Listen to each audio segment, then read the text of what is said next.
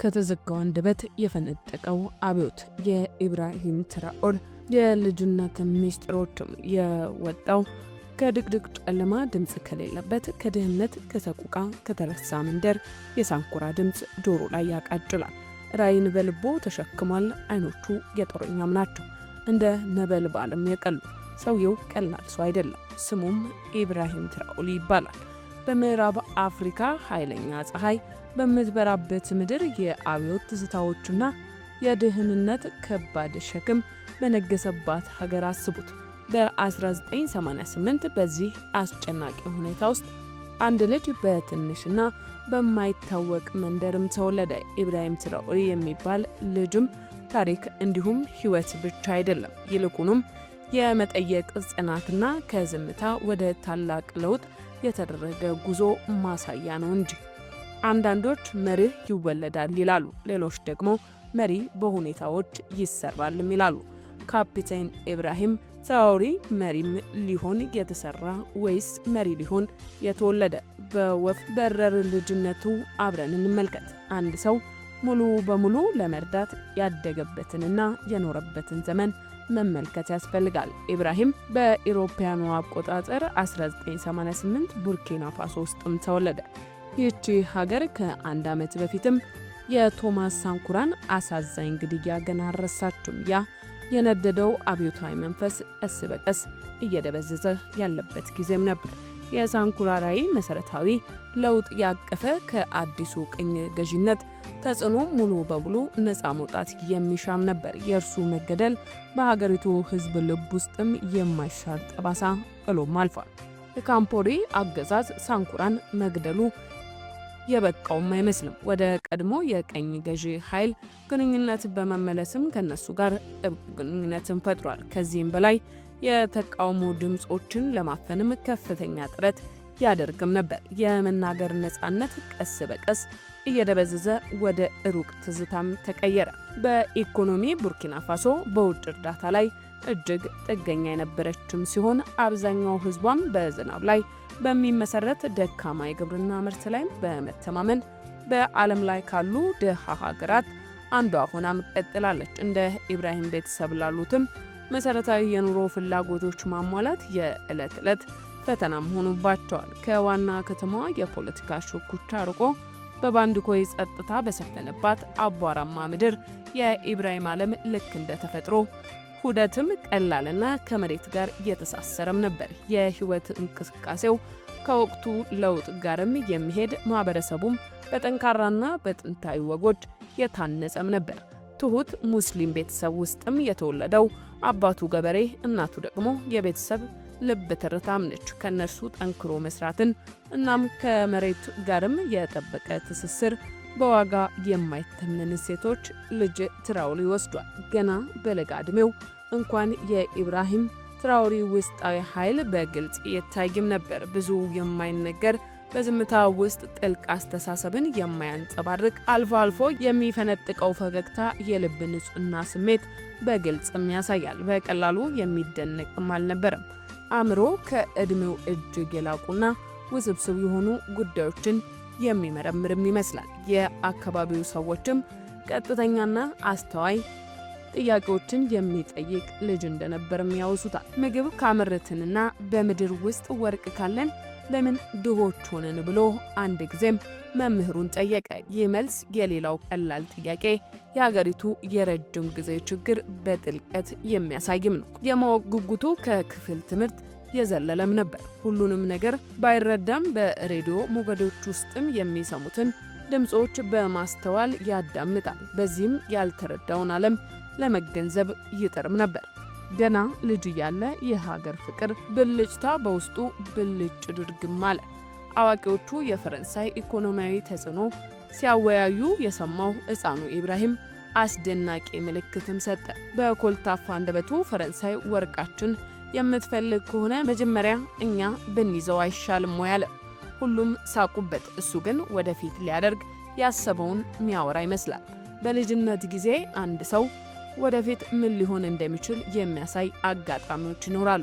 የኢብራሂም ትራኦርንም ልጅነት ወደ ኋላ መለስ ብለን ስናይ የሚገርም ሁለት ክስተቶችም ተፈጥረው ነበር። በ9 ዓመቱ በአካባቢው በነበረው ባህል ላይ ኢብራሂም ባዶ እግሩን አንድ እንጨት ይዞ መንደሩን እየጠበቀ እንደሆነ አስመስሎ ሲንቀሳቀስ ታየ። ለአዋቂዎቹም በሚያስንቅ ሁኔታ እንዲህ አላቸው፣ አንድ ቀን እውነተኛ የደንብ ልብስ ለብሳለሁ። ይህችን ምድር ከውሸታሞች እጅ እኛን ለመረዳት ይመስላሉ ከሚበዘብዙን ሁሉ እጠብቃታለሁ። እኛን ለመርዳት እየመሰሉ ከሚበዘብዟት ሁሉ እጠብቃታለሁ። ሌላ ጊዜ እናቱን በግቢው ሲረዳ የጎረቤት ዶሮ ኢብራሂም ሲያጠናው በነበረው የወረቀት ካርታ ላይ ተራመደች። በድንገትም ዶሮዋ እንኳን ድንበራችንን ማወቅ ትፈልጋለች ሲልም ጮህ። እናት በገርነት ከምግብ በላይ ሀገርን ትወዳለ ብላ መለሰችለት። ይህም በውስጡ የበቀለ ስላለው የሀገር ፍቅር ስሜት በቂ ማሳያም ነው። ልጅ ኢብራሂም በትምህርቱ ጎበዝም ነው። የሚገርም የማስታወስ ችሎታና አስተዋይ አእምሮም የነበረው፣ በተለይ በሁለት የትምህርት ዘርፎች ከፍተኛ ፍላጎት ያሳይም ነበር። እነርሱም ጂኦግራፊና ታሪክም ናቸው። ለእርሱ ቶማስ ሳንኩራ የሀገሪቱ ታላቅ ሰው ከመሆኑም ባለፈ በልቡ ውስጥ የነበረውን አብዮታዊ መንፈስ ያቀጣጠለ የልብ ጀግናም ነው። የአካዳሚ ብቃቱን በዋጋዱጉ ዩኒቨርሲቲ የጂኦሎጂ ትምህርት ለመማር እድልም ሰጠው። ይህም ከአንዲት ትንሽ መንደር የመጣ ልጅ እንኳን ከፍተኛ የትምህርት ተቋማትን መድረስ እንደሚችል የሚያሳይ የብልህነቱና የጽናቱ ማረጋገጫም ነው። ነገር ግን በዚህ አዲስ አካባቢ እንኳን ከሌሎች ተማሪዎች ጋር በቀላሉ አልተዋሃደም ነበር። ይልቁንም የምዕራቡን ዓለም በአፍሪካ ላይ ስላለው ጥገኝነት በሚናገሩ በተማሪዎች ንቅናቄ ቡድኖች ውስጥም በንቃት ይሳተፍ ነበር እንጂ። በተማሪዎችም ክርክር ወቅትም እንዲህ የሚል ቁጣ የተሞላበት ንግግርም አድርጓል። ይህም የምናየው መሬት የምናጣው ሀብት አንድ ቀን የኛ እንጂ የውጭ ባንኮች መሆን የለበት። ዲግሪውን ከጨረሰም በኋላ ኢብራሂም ብዙዎችን ያስገረመ ውሳኔም አደረገ። የውትድርናውን መንገድ መረጠ። ለእርሱ ንግግር ብቻ በቂ አልነበረም። እውነተኛ ለውጥ ከንግግር በላይ ኃይል፣ ተግሳጽና የማይናወጥ ድፍረት እንደሚፈልግ ያምንም ነበር እንጂ። በቡርኪና ፋሶ ያለውን የፖለቲካ አለመረጋጋትና የሲቪል አመራሮች ውድቀት ስንመለከት ተጨባጭ ለውጥ የሚፈልጉ ሰዎች ትኩረታቸውን ወደ ወታደራዊ ዘርፍ ማዞራቸው የተለመደ ነው። በሞሮኮ ባገኘው ስልጠና ችሎታውን ያዳበረው ወታደሩ ትራኦርም በመጨረሻ የቡርኪና ፋሶ የመድፍ ጓዳ ውስጥም ተቀላቀለ። አብዮተኛውን ኢብራሂም እንደ ኩሬ ውሃ የረጋ እንደ አንበሳ ደፋር ነው ይሉታል ጓደኞቹ። የኢብራሂም ትራኦል የልጅነት ጊዜ በጥንቃቄ ስንመረምርም አንድ ቁልፍ ነገር በግልጽ ይታየናል። በዙሪያው ያለውን ዓለም የመጠየቅና ያለውን ኢፍታዊነት ያለመቀበል ዝንባሌ። ገና በለጋ ዕድሜው ያነሳቸው ጥያቄዎችና ያደረጋቸው አስተያየቶች ሀገሩን ለረጅም ጊዜ ሲያንገላቱ የነበሩ ስር የሰደዱ ችግሮችን ጠንቅቆ እንደተረዳም ያሳያል። ብዙውን ጊዜ እንደዚህ አይነት ጥልቅ ግንዛቤን የሚመነጨውም በማህበረሰብ ዳርቻ ላይ ከሚኖሩ ሰዎች የዕለት ተዕለት ትግልና ከሚያጋጥማቸው መድሎም ነው። ኢብራሂምም ያደገበት አካባቢ ድህነት በስፋት የሚታይበትና ነዋሪዎቹ ከማዕከላዊ መንግስትና ከእድሎች የራቁበትም ነበር። ይህ እውነት የእርሱን አስተሳሰብ ጥልቀትና አድማስ በእጅጉ እንደገነባው ምንም ጥርጥርም የለው። የውትድርናውን መንገድም መምረጥ ለአንዳንዶች አስገራሚ ቢሆንም በተለይም የፖለቲካ መንገዶች የተዘጉ በሚመስሉበት ሁኔታ ጥልቅ ችግሮችን ለመፍታት ቀጥተኛ እርምጃ አስፈላጊም ነው ከሚል እምነት ጋርም ይጣጣማል። ከተረሳ መንደር መነሻው እናም በብሩህ አእምሮ መካከል ያለው ልዩነት አንድ እውነትን ያሳያል። መሪ ባልተጠበቀ ቦታ ሊገኝ ይችላል። በአዋራማ የባንዱ መንደር ያሳለፋቸው የልጅነት ጥያቄዎችም አንድ ቀን የአንድ ሀገር እጣ ፈንታ ይወሰናሉ ብሎ ማንስ አሰበ?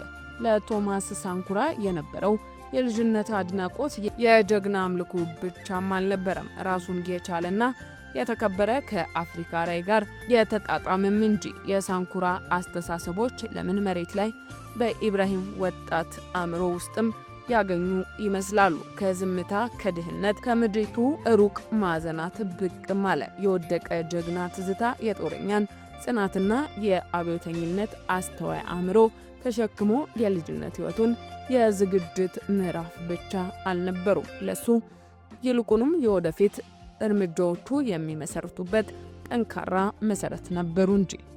ከአቡራማ መንደር የተነሳው አብዮተኛ የሀገሩን ታሪክ ወደሚቀርጽበት ወሳኝ ምዕራፍ እየተጓዘም ነው። ጉዞ ገና ጅምሩ ላይ ነው፣ ገና አላለቀም። በክፍል 2 አስደናቂ የሆነው የውትድርና ህይወቱ እንዴት ወደ ስልጠና እንደመጣ እንመለከታለን። እስከዚያው ቸር ጠብቁ።